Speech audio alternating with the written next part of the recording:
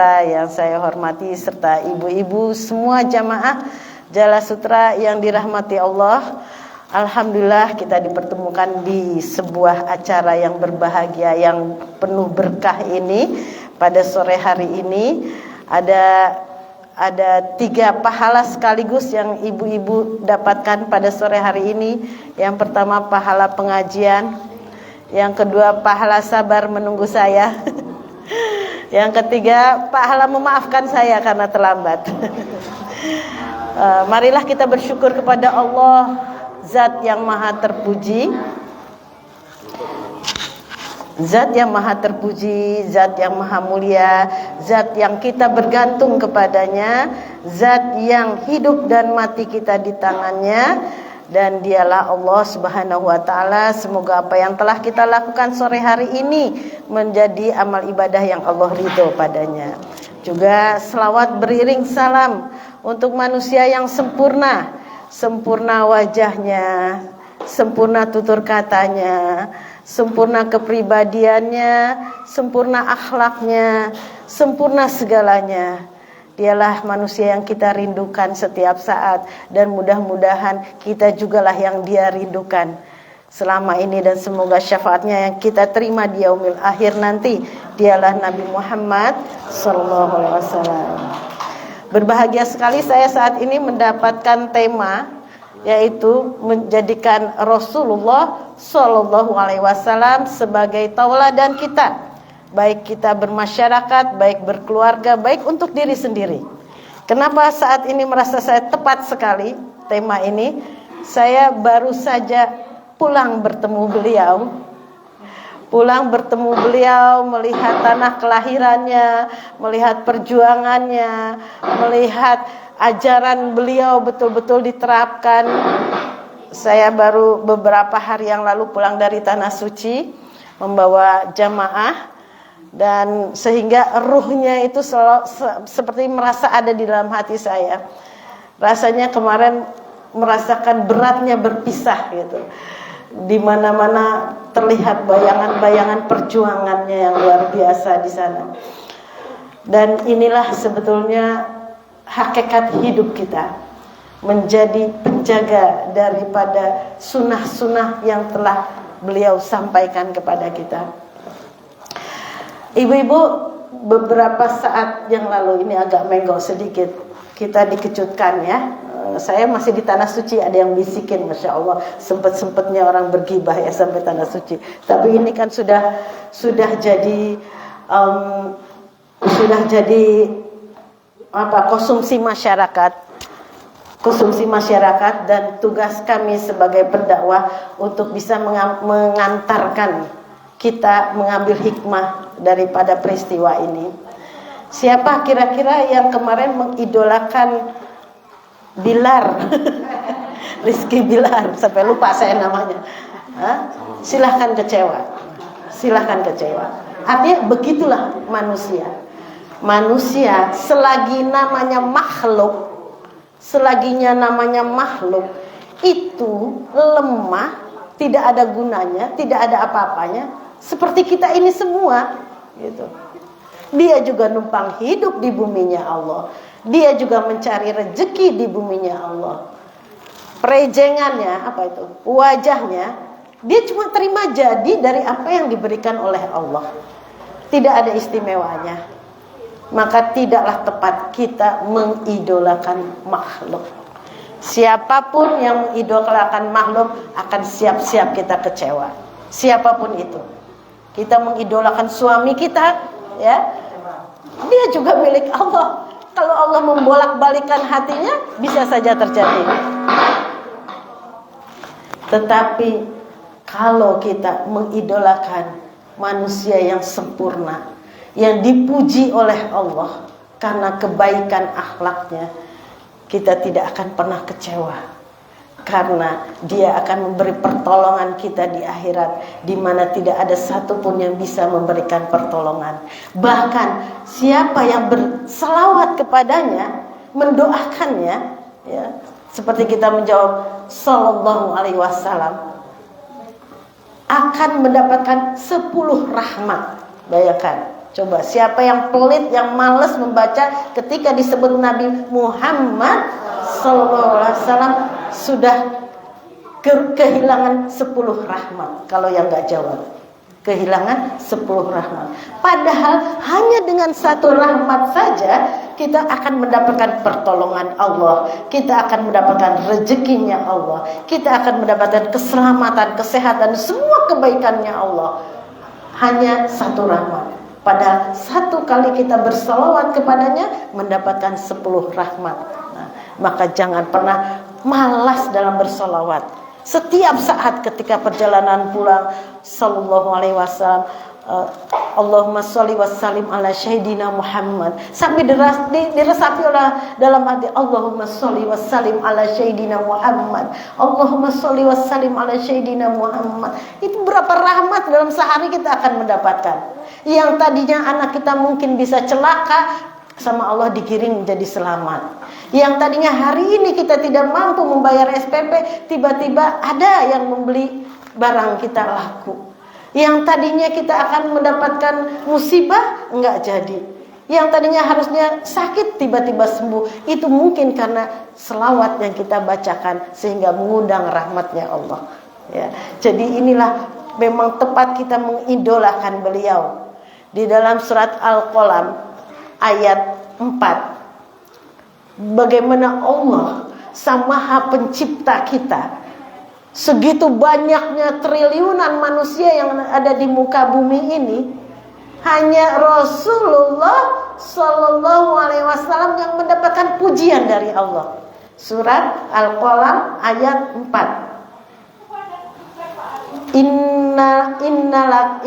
Wa innaka la'ala khuluqin azim. Wa innaka la'ala khuluqin azim. Sesungguhnya engkau memiliki akhlak yang mulia, gitu. Sesungguhnya Rasulullah Sallallahu Alaihi Wasallam itu memiliki akhlak yang mulia. Dalam surat Al-Ahzab ayat 21 disebutkan, qad kana Rasulullah uswatun hasanah. Sesungguhnya Rasulullah adalah contoh teladan bagi kita semua. Maka jangan pernah memiliki idola makhluk selain Rasulullah Sallallahu Alaihi Wasallam. Ini ditanamkan dari kecil ke anak-anak kita. Harus ditanamkan bagaimana kecintaan kita kepada Rasulullah Sallallahu Alaihi Wasallam.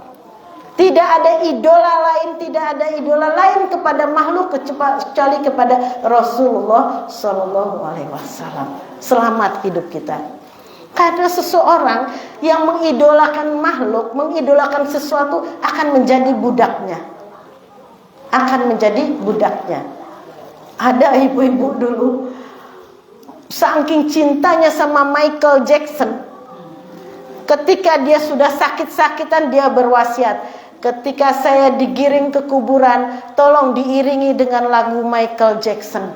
Masya Allah. Betul, ini sungguh-sungguh terjadi. Nah, karena apa? Orang kalau sudah mengidolakan makhluk akan menjadi budaknya. Dan ini sangat berbahaya. Sangat berbahaya. Tetapi kalau kita mengidolakan Rasulullah, di mana seluruh kepribadiannya adalah kebersihan hati, keselamatan jalan hidup di dunia maupun akhirat. Jadi tidak tawar-menawar lagi bagaimana kita mengidolakan Rasulullah, harus ditanamkan sejak kecil. Setiap nasihatin orang, kita bawa dengan akhlaknya Rasulullah.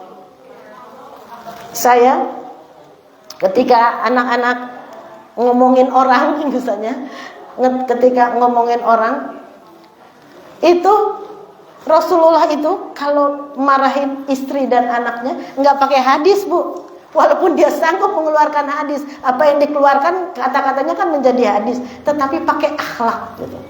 Pakai akhlak, kecuali hal-hal yang bermaksiat kepada Allah. Kecuali bermaksiat kepada Allah, baru Rasulullah itu marah, gitu. Tapi yang lain-lainnya, kalau mengajari keluarganya, sahabatnya, itu pakai akhlak, gitu. Pakai akhlak. Ya. Sebagai contoh bagaimana kalau ketika istri-istrinya bermaksiat kepada Allah. Maksiatnya itu apa? Ngomongin orang. Gibah itu maksiat loh, Bu. Jadi jangan dienteng-entengin. Dosa gibah itu jangan dienteng-entengin. Itu maksiat kepada Allah, karena Allah paling benci terhadap orang yang bergibah. Apa balasannya? Apa yang dikatakan Rasulullah ketika orang bergibah? Seperti makan bangkai saudaranya sendiri. Makan bangkai itu halal apa haram? Saudaranya sendiri lagi, kan mengerikan sekali. Jadi jangan dienteng-entengin. Ini yang sering kita lupa. Sehingga pada suatu hari Aisyah, ya, istrinya, ibunda kita, itu ketika beliau cemburu terhadap Sofia, gitu.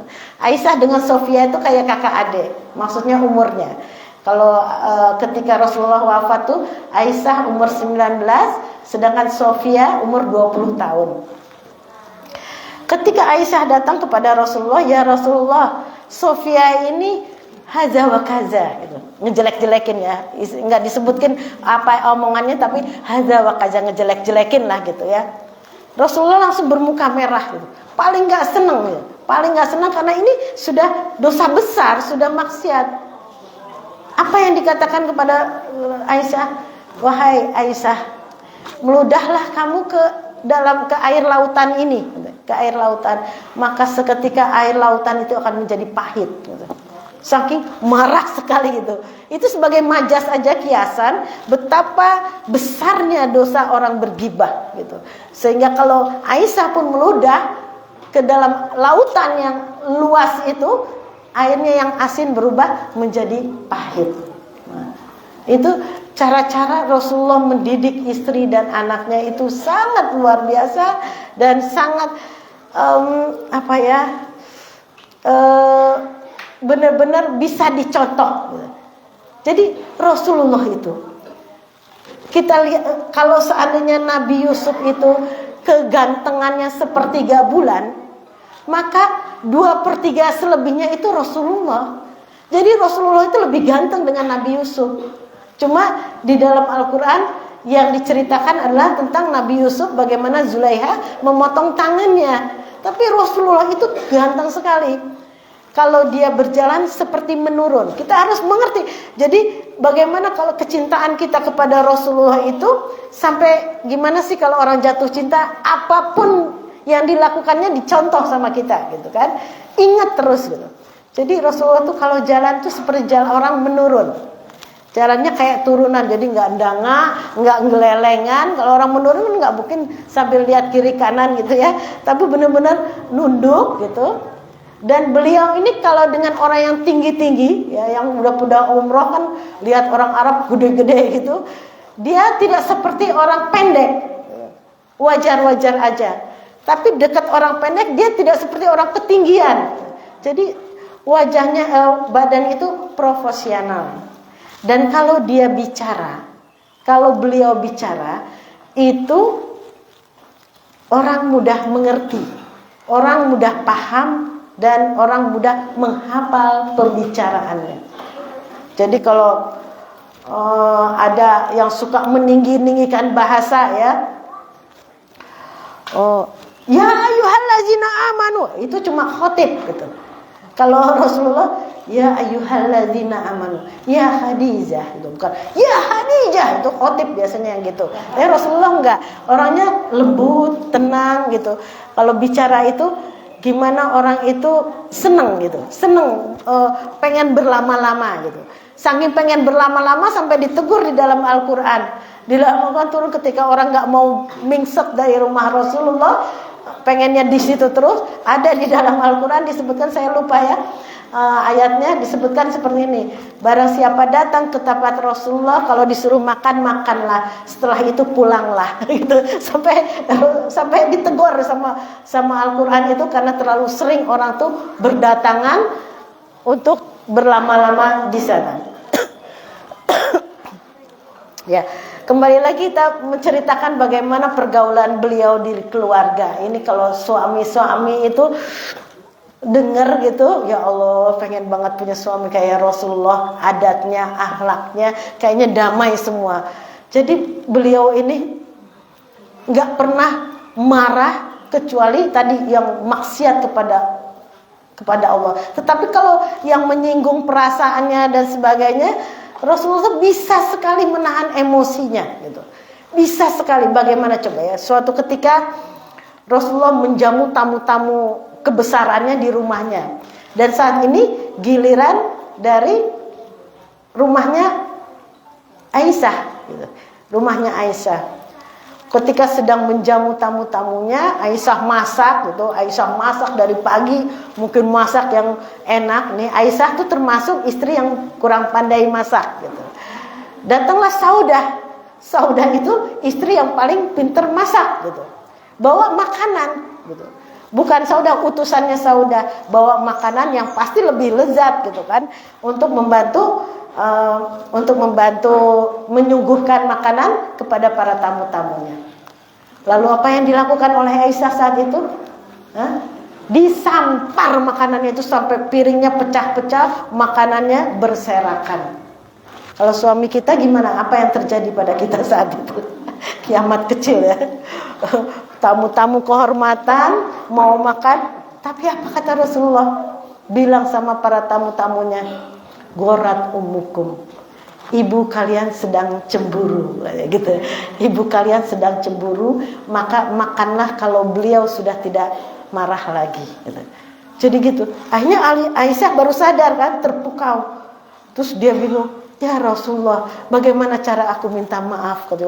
Udah Rasulullah tahu betapa dia sangat tertekan gitu, merasa bersalah dan terpukul atas kejadian ini.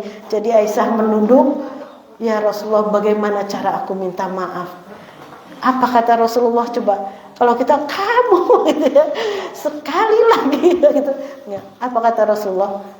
Piring diganti dengan piring, makanan bisa dipungutin lagi gitu. Jadi cuma disuruh ganti piring yang pecah itu aja. Terus makanannya Rasulullah membantu memunguti makanannya ini. Coba, indah banget rumah tangga Rasulullah itu. Kadang-kadang istri-istri Rasulullah juga ya, karena saking cintanya kepada Rasulullah, cemburu itu hal yang sangat biasa.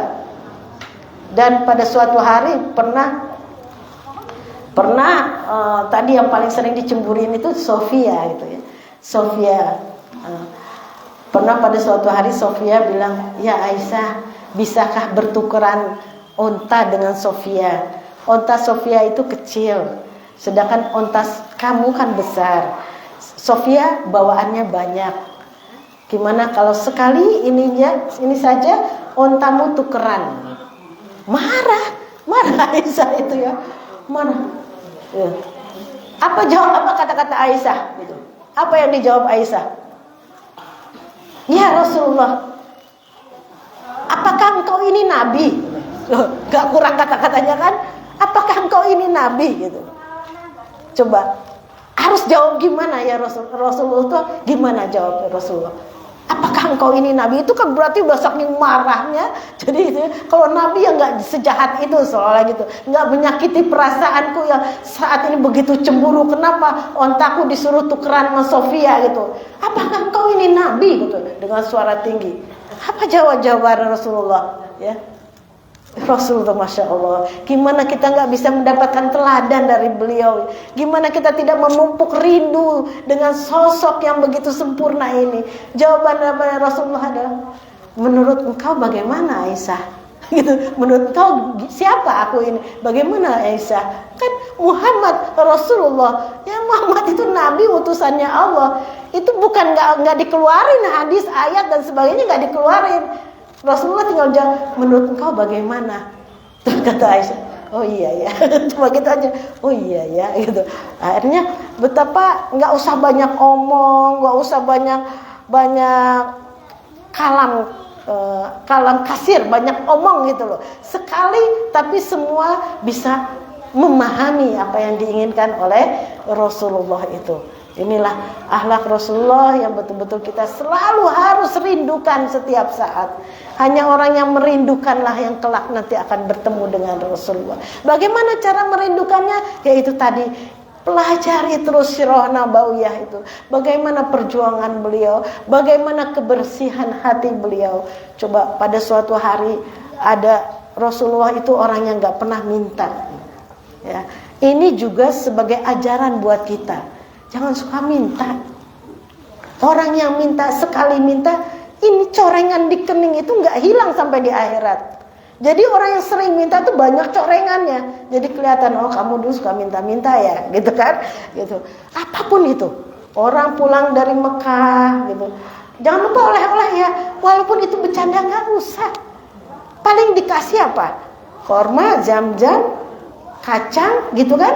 Korma, jam-jam, kacang, apa lagi? Kotaknya kan? Itu bisa kita beli 15.000 cuman. Kenapa harus kita minta? Kalau tidak sejadah. Semua yang ingin kita minta kan pasti kita bisa beli sebenarnya. Kalau yang nggak kita bisa beli, misalnya mobil gitu. Kalau ada yang ngasih silahkan aja minta. Tapi kan nggak mungkin. Jadi ngapain minta-minta? Pertama tidak menambah kekayaan. Yang kedua menurunkan kemuliaan kita. Yang kata Allah, tangan di atas lebih mulia daripada tangan di bawah. Al yadul ulia khairun min yadil sufla. Gitu. Kenapa kita mau merendahkan diri hanya dengan barang yang sebenarnya kita bisa beli? Tuh, itu jangan para jamaah Jala Sutra sampai sekarang gak usah suka minta-minta. Termasuk misalnya ada kelebihan snack nanti ya banyak di snacknya masih banyak, gak usah minta. Wah itu nanti panitianya keloloden kebanyakan, itu bukan urusan kita. Kalau kita dikasih, nggak apa-apa, itu sebagai rezeki dari Allah gitu ya. Kalau ada tetangga ngasih dan sebagainya. Tapi kalau nggak dikasih, nggak usah sakit hati, nggak usah dikasih, nggak usah minta. Misalnya juga ada tetangga lagi panen mangga, nggak usah minta. Kita bisa beli di pasar. Kemarin saya beli mangga 15.000 manis semua, masak pohon, ya. Dikasih orang belum tentu manis. Ngapain gitu? Jadi Rasulullah itu pada suatu hari kedatangan seorang pengemis, ya, bukan pengemis lah, orang miskin mungkin ya, yang bajunya begitu lusuh sekali, dan pengemis itu datang membawa semangkuk anggur. Nah, saya jadi ingat saya baru pulang dari Taif. Taif itu kira-kira 120 kilo ya, 120 dari Mekah. 120 kilo dari Mekah. Itu banyak sekali buah-buahan, Masya Allah. Itu anggurnya itu belum pernah saya makan seenak itu di Indonesia, ya. Jadi bukan lembek tapi haus gitu, tapi manisnya minta ampun. Harganya murah, 1 kilo pada saat saya mau pulang 10 real 3 kilo. 10 real 3. Berarti 40.000 3 kilo. Masya Allah. Wah, semua orang tuh di bus tuh pada bawa anggur, sehingga nggak ada lagi yang mau dikasih. Udah kenyang semua. Mau anggur? Enggak, aku juga punya gitu. Saking murah dan enak sekali. Ijo-ijo bentuknya. Dan ada buah koh, buah delima, semua buah-buahannya tuh enak semua dan murah-murah. Itulah kebesaran Allah yang diturunkan kepada penduduk Makkah dan terutama Taif. Di sana tidak ada pohon-pohonan, tandus tidak seperti di sini, tapi gemah ripah loh Jinawi. Nah, pada suatu hari Rasulullah kedatangan seorang pengemis membawa semangkuk anggur. Ini juga akhlak yang perlu kita tiru, ibu-ibu. Berat menirunya, tetapi ini ya Allah, indah banget kalau kita bisa memiliki sedikit saja akhlak daripada Rasulullah ini. Anggur itu, ya Rasulullah, saya sudah mengumpulkan uang lama sekali untuk bisa membeli anggur ini. Silahkan dimakan ya Rasulullah, kata pengemis tadi, gitu kan. Rasulullah bertanya, ini sedekah atau hadiah? Nah, ini juga contoh, ini juga buat kita. Rasulullah tidak pernah mau menerima sedekah, tetapi kalau hadiah mau. Jadi ibu-ibu yang masih bisa makan sampai dengan 3 hari ke depan, jangan pernah mau menerima sedekah. Kalau hadiah dikasih mau. Apa sih tanda-tanda sedekah? Pembagian beras 2 kilo seorang itu pasti sedekah. Karena orang mampu gak bakalan dikasih nggak bakalan dikasih berat. Selagi kita bisa makan 3 hari ke depan, kalau memang harus kita menerimanya, bagikan lagi menjadi sedekah kita. Bagikan lagi kepada orang lain gitu ya. Tapi kalau kita mampu menerima sedekah ini, ya ampun, jangan. Itu bukan akhlak Rasulullah. Saya sering lihat itu ketika pembagian di masjid dapat 2 kilo, sekilo, itu sebenarnya jatah orang tidak mampu. Kenapa orang-orang punya mobil ikut ngambil jatah itu? Minyak goreng itu kan sembako. Sembako itu makanan pokok. Makanan pokok. Kalau sudah pokok artinya kalau tidak ada, betul-betul orang itu tidak mampu. Gitu. Kalau orang mampu, pasti mampu beli makanan pokok tersebut. Nah, jadi Rasulullah itu kita tiru mulai sekarang jangan pernah mau menerima sedekah. Ada pembagian apa? Kalaupun harus kita terima, kasih ke orang lagi. Ya, kasih ke orang lagi. Jangan tidak memampu-mampukan diri, nanti benar-benaran tidak dikasih Allah, menjadi orang yang tidak mampu. Ya.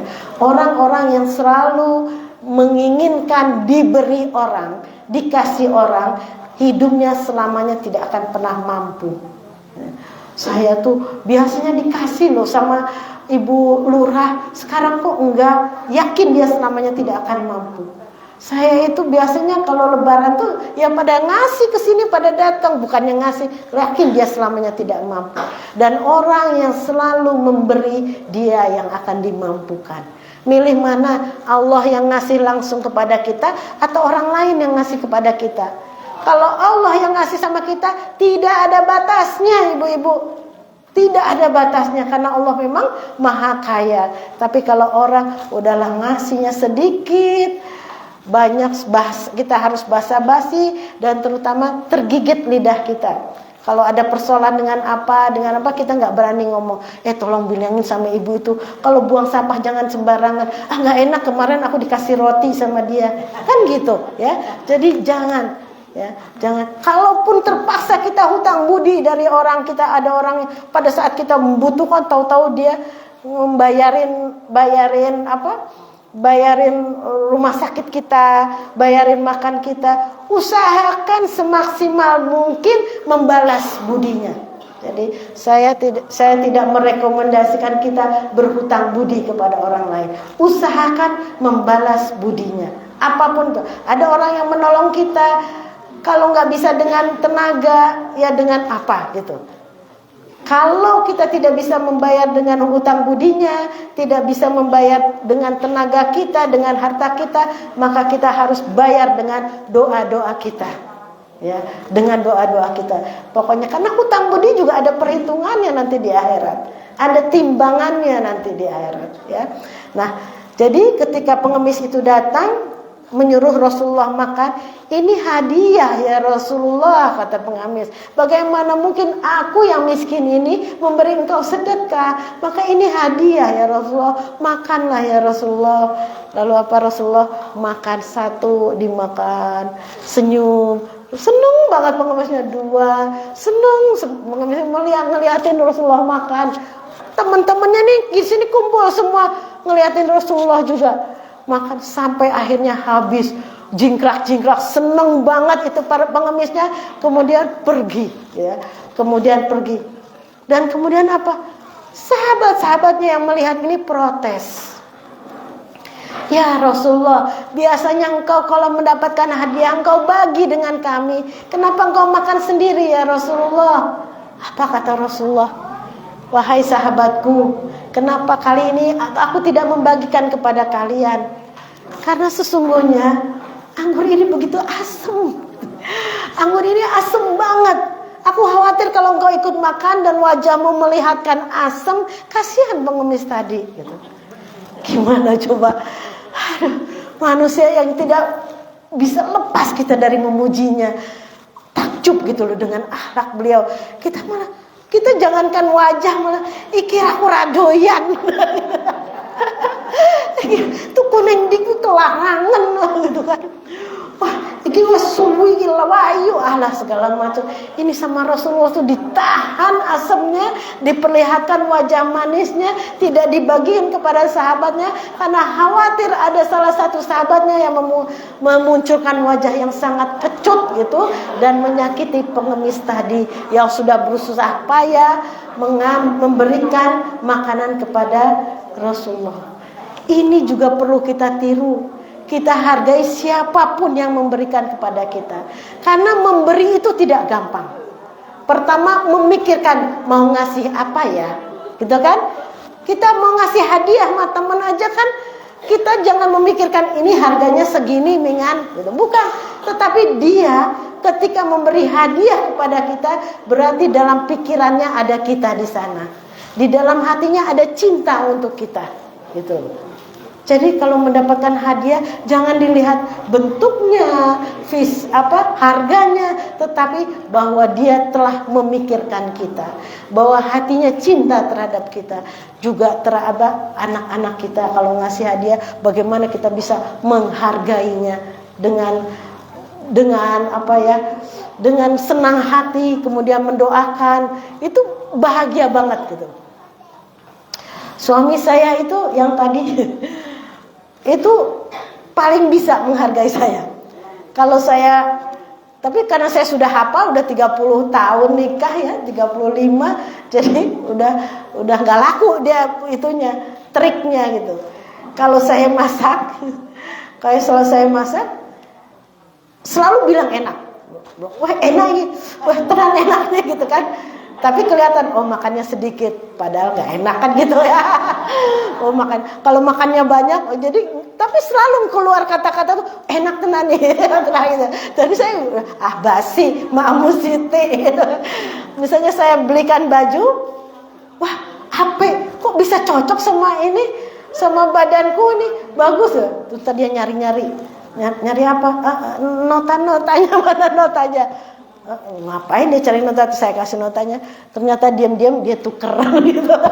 Tapi kata-kata yang keluar itu selalu ape, bagus gitu.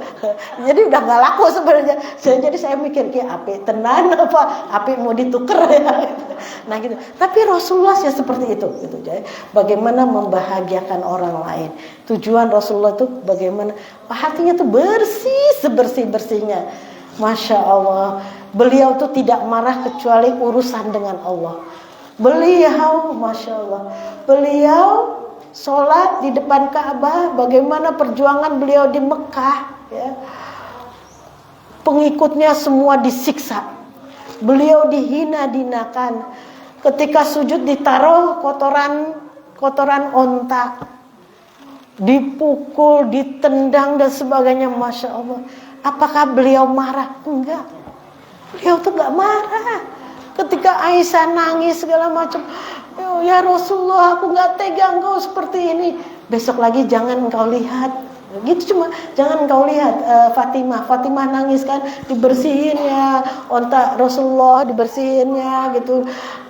Ya abati, ayahku, aku gak tega melihat kau seperti ini. Apa kata Rasulullah? Jangan kau lihat anakku, jangan kau lihat gitu. Tapi Rasulullah sedikit pun tidak ada kemarahan. Bahkan pada suatu hari ya, Rasulullah sudah nggak punya lagi makanan. Kemudian Rasulullah berhutang kepada orang Yahudi. Ya. Rasulullah sekali tidak mau minta. Padahal sahabatnya kalau untuk perjuangan minta, gitu ya, karena Allah yang. Tapi untuk pribadi Rasulullah nggak mau.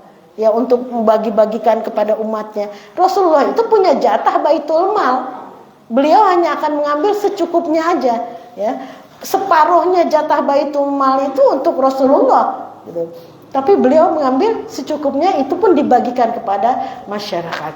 Nah, pada suatu hari Rasulullah berhutang kepada kepada orang Yahudi 20 karung korma. Ternyata tiba-tiba sebelum batas waktu hutang itu datang orang Yahudi tadi. Rasulullah masih memakai burdah, pakai sorban. Ditarik dari sini sorbannya sampai Rasulullah terjentang, ya, tercekik gitu, tercekik. Langsung Umar bin Khattab datang mengambil pedangnya. Ya Rasulullah, perintahkan aku memenggal Yahudi ini, gitu kan. Sambil suaranya sangat keras, menggelegar. Rasulullah menahan, nggak usah, diam gitu, diam, jangan. Terus kemudian, kenapa engkau melakukan itu padaku? Kamu berhutang 20 karung korma, kembalikan sekarang. Baik, bukankah ini belum batas waktunya? Aku gak peduli, karena orang Quraisy itu selalu berhutang gak mau bayar. Sekarang kamu harus bayar sekarang juga. Akhirnya Rasulullah bilang kepada Umar, wahai Umar, yang lain juga marah tapi gak seperti Umar. Sekarang Umar yang disuruh, ya. Udahlah, Umar masih mengkis-mengis marah, justru dia juga yang disuruh oleh Rasulullah. Ya Umar, ambil 20 karung korma untuk Yahudi ini, bayar ke Yahudi ini, dan ambil 20 karung lagi lebihnya, minta dilebihin. Rasulullah menyuruh Umar ngelebihin.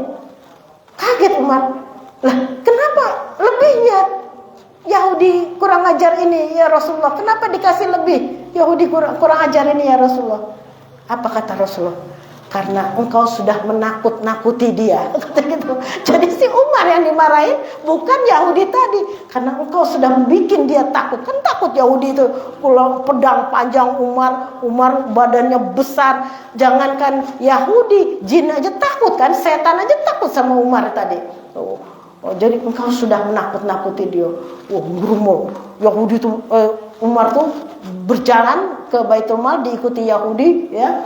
Marah tapi nggak berani, ntar dihukum lagi, ngasih korma lagi kan. Jadi Umar tuh cuma marah. Nah si Yahudi tuh di sepanjang jalan mau ngomong masih Umar, Umar nggak mau dengar dia, nggak mau dengar.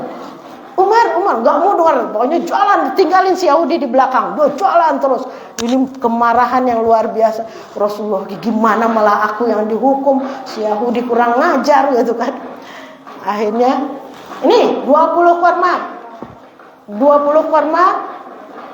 apa? Hutang Rasulullah. Ketika akan mengambil 20 korma lagi, Umar dengar kata si Yahudi tadi. Umar dengar. Tuh. Ngapain aku dengerin kamu? Kamu Yahudi brengsek katanya kan. Tapi aku minta kamu dengar sebentar aja. Kamu tahu enggak siapa aku? Katanya. Ya kamu Yahudi kan? Aku ini pendeta Yahudi, namanya siapa gitu ya, terkenal gitu. Kalau dulu kan nggak lihat wajah, tapi bisa viral namanya gitu. Aku ini pendeta Yahudi, namanya siapa gitu. Kaget Umar. Hah? Itu kan kayaknya apa ya? Suhunya banget, pendeta yang sangat terkenal gitu kan. Pendeta Yahudi yang sangat terkenal. Hah? Kamu kan sih gitu. Kenapa kamu memperlakukan Rasulullah seperti itu? Katanya. Pendeta kan baik. Pendeta itu kenapa kamu memperlakukan Rasulullah seperti itu? Apa kata pendeta ini? Aku ini sedang menjajaki. Aku sedang menjajaki apa yang ada di dalam Taurat. Semua ciri-ciri kenabian ada di dalam Rasulullah. Cuma satu yang belum aku dapati, yaitu bahwa Rasulullah Muhammad ini yang ada di dalam Taurat ini, bahwa Rasulullah yang diceritakan di dalam Taurat ini adalah orang yang bisa menahan amarahnya. Ternyata ini saya lihat dengan mata kepala sendiri. Begitu kasarnya saya menarik sorbannya, beliau sama sekali tidak marah. Berarti ini betul-betul utusan Allah. Aku mau beriman, katanya. Ya Allah, ternyata untuk menarik orang menuju kebaikan, mengajak orang bisa ngaji, mengajak orang bisa ikut pengajian seperti ini, mengajak itu nggak perlu susah-susah, nggak perlu dengan toa dan sebagainya, tetapi dengan akhlakul karimah. Coba sekarang ibu-ibu yang di sini setelah pengajian akhlaknya berubah. Kenapa? Kok jadi berubah setelah pengajian Jala Sutra? Iya, setelah lanjut pengajian Jala Sutra, saya tuh pengennya sholat, saya pengennya ngaji, saya nggak mau marah-marah lagi, maunya bersyukur, maunya ibadah, maunya banyak memberi. Oh, aku juga pengen ikut pengajian Jala Sutra. Besok insya Allah beberapa bulan ke depan nggak muat tempat ini. Betul, nggak muat tempat ini, mau melebar kemana-kemana. Akhirnya pada, aduh, andai dulu pengajian itu di tempat saya, betapa banyak berkah yang akan saya dapatkan. Pada iri rumah-rumah lain, mau pindah ke tempat saya. Karena apa? Semakin banyak orang yang berduyun-duyun datang. Jadi untuk mengajak pengajian, nggak pakai snack pun nggak apa-apa. Kalau yang mengajak itu akhlaknya baik. Akhlaknya baik. Ini adalah contoh dari Rasulullah. Rasulullah itu betul-betul mengajak orang menuju masuk Islam itu karena akhlaknya. Karena akhlaknya. Ada lagi kejadian lucu ya. Jadi Rasulullah jangan dianggap Rasulullah itu orangnya serius terus, gitu. Serius terus. Kadang beliau juga bercanda gitu. Kadang beliau juga bercanda, tapi bercanda tuh benar-benar seger gitu. Jadi dulu Ali bin Abi Thalib tuh kan adalah sepupu beliau. Jaraknya jauh, sepupu dan juga sekarang menjadi menantu kan. Itu Ali bin Abi Thalib itu masih kecil, duduk bersama Rasulullah. Terus kemudian mereka semua makan korma gitu ya, makan korma. Terus kemudian semua biji-biji korma yang dimakan Ali bin Abi Thalib itu disingkirkan di tempat Rasulullah, ditaruh di depannya Rasulullah, sehingga Ali bin Abi Thalib bersih mejanya gitu kan, mejanya. Ini bercandaannya Rasulullah ya. Terus Ali bilang sama teman-temannya, lihat betapa laparnya Rasulullah. Banyak sekali dia makan korma-korma tersebut gitu. Karena apa? Bijinya numpuk padahal bekas Ali bin Abi Thalib. Rasulullah senyum aja ngeliat kelakuan ponakan sepupunya ini gitu.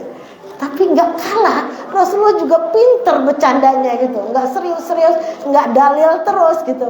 Padahal bisa beliau memakai dalil ya. Terus apa kata Rasulullah? Wahai kawan, sahabat-sahabat, lihat, Ali yang lebih lapar, sama biji-bijinya dia makan gitu. Begitulah luar biasa aja Rasulullah bercandanya, masya Allah. Nah inilah apa? Ini sampai kapan nih? Saya kalau menceritakan Rasulullah itu apa ya? Gak ada habisnya gitu. Gak ada habisnya dan itu memupuk kerinduan kita gitu. Ingatkan pada suatu hari ketika Rasulullah mengumpulkan para sahabat-sahabatnya ya. Ketika mengumpulkan para sahabat-sahabatnya, tiba-tiba wajah beliau itu berubah menjadi sendu gitu, menjadi sendu. Sehingga sahabat-sahabatnya bertanya, "Ya Rasulullah, apa yang menyebabkan engkau menjadi berubah? Engkau tidak girang gitu, tidak wajahmu menjadi sendu." Apa kata Rasulullah? Iya sahabatku, sungguh saat ini aku sedang merindukan saudara-saudaraku. Aku merindukan mereka dan mereka juga merindukanku. Wah, sahabat-sahabatnya GR. Maksudnya kami kah ya Rasulullah? Bukan, kalau kamu kan sahabat, katanya. Kamu kan sahabat. Terus bingung. Lalu siapa yang kau rindukan dan mereka merindukanmu? Bukankah kami yang setiap saat selalu ada di dekatmu karena merindukanmu? Bukan engkau, tapi aku merindukan saudara-saudaraku yang dia juga merindukanku. Siapa? Dan mereka nanti akan bersamaku untuk berjalan ke surga. Akhirnya Rasulullah mengatakan, dia adalah orang yang hidup ribuan tahun, ratusan tahun, ribuan tahun setelah aku tiada. Dia belum pernah melihatku, belum pernah mendengarku, tetapi mereka merindukan aku dan aku juga merindukan mereka. Kelak akan aku temui mereka di padang mahsyar. Di saat hari kesulitan akan aku bawa mereka menuju telaga Kausar. Siapa dia? Adalah kita, mungkin kita yang disebut oleh Rasulullah itu hidup ratusan tahun dari beliau telah tiada, belum pernah melihat, belum pernah mendengar, tetapi kita merindukan dia. Apakah kita itu? Apakah kita betul-betul merindukan dia? Apakah kita betul-betul merindukan baginda? Seberapa banyak kita membaca hadis-hadisnya, seberapa banyak kita menghafal hadis-hadisnya, seberapa banyak kita mengamalkan hadis-hadisnya, seberapa banyak kita meniru tingkah pola lakunya. Apakah kita itu ibu-ibu yang kelak akan berjalan bersama Rasulullah di saat orang kepanasan, kehausan, begitu kalang kabut, Rasulullah akan menarik kita, ayo jalan ke sini bersama-sama untuk minum air telaga Kausar yang sekali minum seumur hidup kita tidak akan pernah haus lagi. Apakah kita yang di tengah malam menangis karena kita merindukannya? Apakah kita yang sekarang berusaha menabung untuk bisa datang ke tanah suci melihat perjuangan beliau? Melihat betapa beliau disiksa di sana, difitnah dengan kejam oleh orang-orang kafir itu. Bagaimana beliau di perang Uhud, giginya tanggal, darah di mana-mana. Di mana rasa sakit kita ketika beliau hijrah ke Taif, sepanjang jalan dia dilempar batu. Apakah kita bisa sama surganya dengan seorang Bilal yang mau disiksa, hampir dibunuh, disiksa dengan sangat kejam hanya karena ingin menjadi pengikut beliau? Apakah kita ingin minta surga yang sama dengan Abu Bakar Siddiq yang bukan hartanya, jiwanya, keluarganya semuanya dibaktikan untuk perjuangan Rasulullah dalam menegakkan agama Islam ini? Apakah kita bisa sama dengan Umar bin Khattab yang mengangkat pedang, siapa yang berani melarang aku hijrah maka aku tunggu di pasar, katanya gitu. Orang-orang yang mau berjuang dengan hartanya dan jiwanya demi tegaknya agama yang dibawa oleh Rasulullah ini. Maka kita bisa mengukur diri kita, pantaskah kita besok bersanding dengan Rasulullah? Padahal Rasulullah sudah mengingatkan kita bahwa suatu saat akan aku cari orang-orang yang merindukanku, yang selalu mengamalkan hadisku, yang selalu menghafal, yang selalu berjuang menjaga hukum-hukumku. Akan dicari oleh Rasulullah. Nggak harus kita yang mencari, Rasulullah akan mencari. Oh, kamu kemarin itu selalu menghidup-hidupkan pengajian untuk menegakkan agama, untuk menyampaikan kalimat-kalimatku. Kamu yang selalu berdiri di depan untuk mengajak barisan orang-orang untuk mendukung sunnah-sunnahku. Akan dicari. Di apapun kita nggak ada ruginya. Nggak ada ruginya sore ini kita nggak nonton TV. Hanya untuk mengagungkan beliau, menjaga sunnah-sunnah. Jadi di sini mudah-mudahan memang nggak pernah habisnya kita untuk memperhatikan, untuk melihat akhlak Rasulullah itu, menumbuhkan kecintaan kita untuk selalu merindukan beliau, meniru beliau, dan apapun tentang beliau, bahkan diamnya beliau pun menjadi hadis yang kalau kita amalkan menjadi pahala. Beliau itu kalau orang marah diam, nggak dibales-balesan. Jangan berbantah-bantahan katanya. Beliau, kita diam aja sudah menjadi pahala. Padahal itu karena apa? Karena kita meniru sifat daripada Rasulullah Sallallahu Alaihi Wasallam. Demikian ibu-ibu yang sedikit ini mudah-mudahan menjadi semangat buat kita untuk selalu mencari kecintaan kita, mencari perbuatan, mencari akhlaknya, mencari sifat-sifatnya untuk kita tiru dan kita sebarluaskan untuk jalan keselamatan kita di dunia maupun di akhirat. Semoga kelak kita yang akan ditemui oleh beliau di padang mahsyar nanti dan diberi syafaat, di mana kita tidak bisa pede, tidak bisa yakin dengan amalan kita untuk masuk surga, tapi syafaat beliau bisa memasukkan kita ke dalam surga. Mudah-mudahan ada manfaatnya. Wabillahi taufiq wal hidayah. Assalamualaikum warahmatullahi wabarakatuh. Dimatiin. Maaf.